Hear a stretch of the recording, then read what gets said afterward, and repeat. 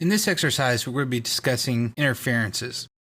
One of the main reasons we design things in 3D is to check for interferences.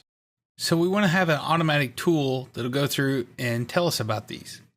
If I come up to the Inspect tab, I actually have a Analyze Interference tool. What I can do is I can start defining sets of things to compare. Now, if I just come in here and I define set 1 and set 2 and I hit OK, it'll actually go through and give me everywhere where there's an interference. So I can see there, this part is interfering. It gives me the exact volume and it highlights it in red and tells me where it's at. Now, if I want to select everything in this part and check for all my interferences, the way I do that is I just get everything and select the very first set. Come in here and do it in the browser. Probably the easiest way here because there's so many parts.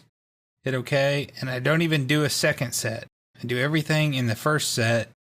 What that does is that causes it to check everything against everything else. If I did it in 1 and 2, it only compares 1 to 2. So if, for example, in 2, if this was interfering with itself over here on that first one I did, it wouldn't show it to me. But because I did everything in group 1, it's going to show me everywhere where I have violations, everywhere where I have interferences. And you can see there's quite a lot of them. Screws or these little keys here. And it's just something maybe I missed. Sometimes threads will show up no matter what. And that's okay. You can just ignore those. Nothing major. If you had some major violation, you could see it. If you come in here and you rotate this around, we could check it again. So we could actually check it in multiple positions. Because let's face it, you may not have interference when it's in the up position. What about when it's in the horizontal position or the down position? Parts move, machines move. So you have to check all those locations. So check them, run them against themselves. It's very simple to do. There's not a whole lot to it. You just say Analyze Interference and select it and you run it through, and it's that easy. Now, I don't think Inventor is going to give you any kind of guarantee about your design.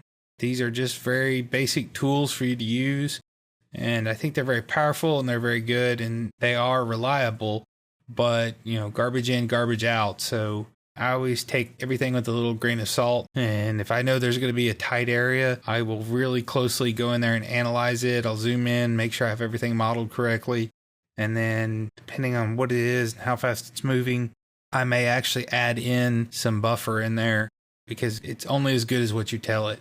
But this can give you a really good idea where you may have some interferences, and then if you just had something just blatantly sticking out, it would warn you and tell you that, hey, you've got some interference there. Tried this with some moving parts, move some things around, see what you can do, and check for interferences. Also really good when you're assembling things, when you're very new at assembling things, to make sure that you didn't invert a constraint or something like that and put a part inside of another part by accident. Especially something like this where you have this weldment here.